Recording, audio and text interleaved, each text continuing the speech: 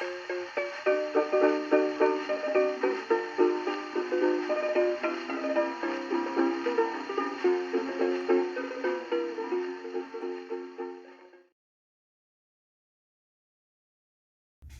it's one of those days. It's a Saturday. I expected to be on the water by now, but the WestMarine trailer jack that I installed, I don't know, what, 2 years ago, finally gave up the ghost, and it won't crank up or crank down. So it's locked into that position. I can't get it to go down onto the trailer ball. So I had to go out real fast and buy this from Home Depot rather than go all the way down to Honolulu, WestMarine, to do all that stuff. Actually, the truck is packed, the cooler is packed, the ice is melting, and now I'm trying to put this together.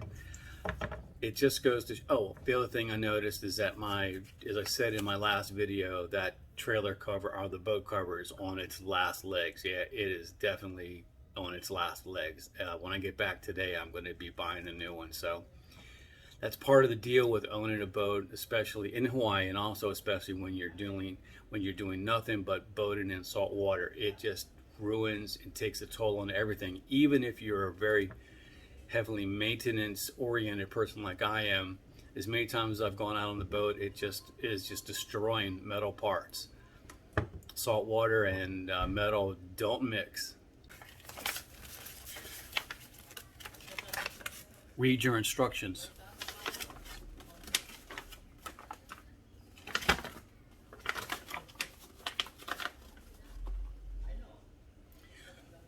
It would help if they were in English. Hey, I'm cutting in here right in the middle of this video that I'm about ready to post and edit. It's Monday, and not only did I have a crappy Saturday when I found out the trailer jack was not working, and the boat cover it's on its last legs too. Somehow during yesterday when I was at, I guess, parked with the trailer, somebody clipped me and bashed in my LED lights on the back of my trailer. And when I backed the trailer into the water, I didn't see it. When I got into the truck, I didn't see that it was hanging because I walked to the truck. You'll see in the video, I walked to the truck from facing the front of it. But when I got it into the water to put the boat on it, I looked down and there is one of my LED lights, trailer lights, floating in the water.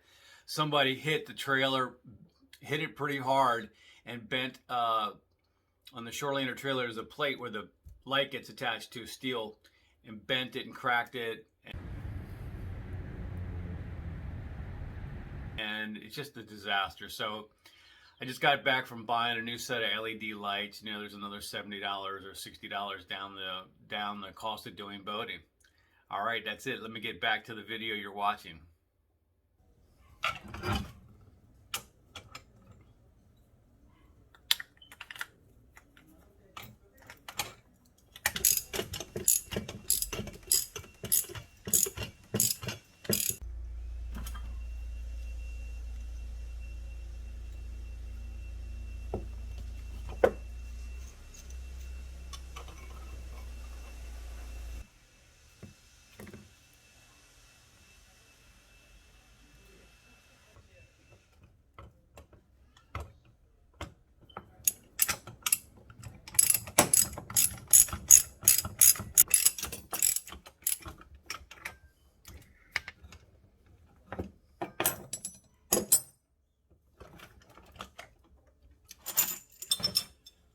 Okay, now normally these would go across, you would use these, but on the Yamaha Shorlandr trailer, I'm going to actually disconnect the bolts of the winch mechanism, because this has holes pre-drilled in it that should line up with the existing holes on that winch frame, and that's why it's a little bit more complicated than because that winch frame does not allow these things to be installed. You have to install this on the winch frame. We'll see you next.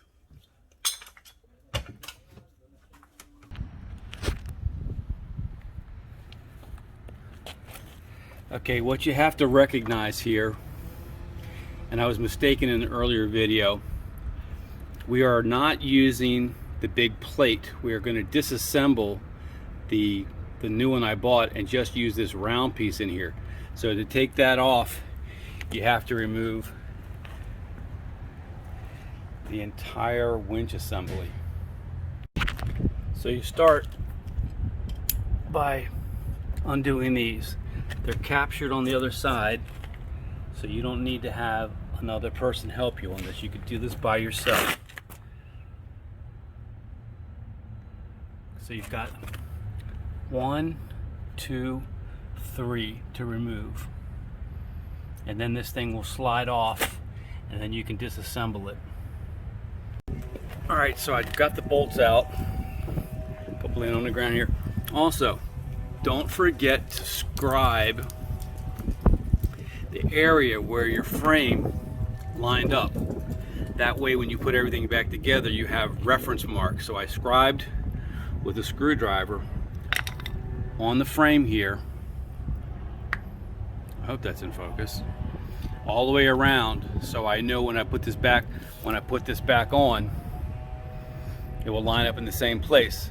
All right, now you can see that it's moving. I'm taking it off. This is what you can expect once you get those 3 bolts. I did not have to loosen this one or that one or that one. Just those 3. See these bolts? These bolts have to come out. Easy to get off. All right, the nuts are there on the ground.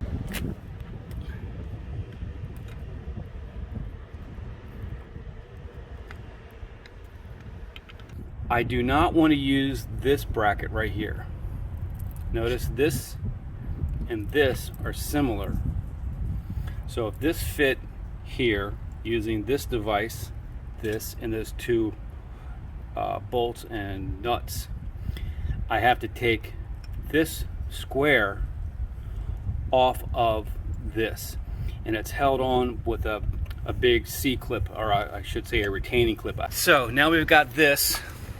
And this collar, this pin, this is your pin that holds it. You know, when you rotate it around, this is the locking pin, and it has to have a receptacle. I believe when I first did this, I had to enlarge this hole from the one that came, the original trailer jack that was connected to this. I had to enlarge this a little bit to fit this one. And so now it should be fine. Notice the grease is still in place. I've got some grease with me. I'm going to go ahead and grease everything right now. Now it's just a matter of assembling this. So this piece has to go back behind here. This thing will stay on this side, and these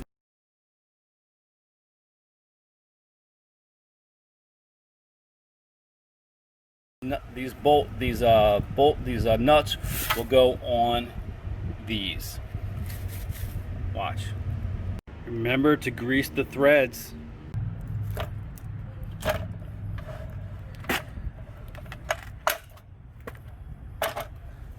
So now it's in, and you remove this and it swings.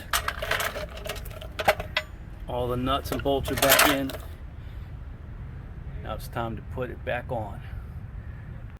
Okay, reposition your winch.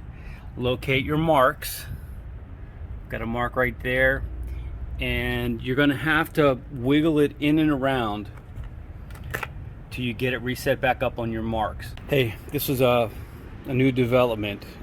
Because I had to get in the boat moved back, or actually moved forward, so I wasn't able to make my marks when I put this in. So what I've done is I've taken my Toyota jack and I've put it on the tongue here and connected it under here and just jacked it up a little bit so I could slide this whole thing back in. Worked perfectly. There's my mark right there. I used that with the screwdriver an hour ago, so this has taken about an hour. Tighten everything back up. Whole thing start to finish, 1 hour, and it was $36 plus tax at Home Depot this morning. Done. Time to clean up all this mess and get out of here.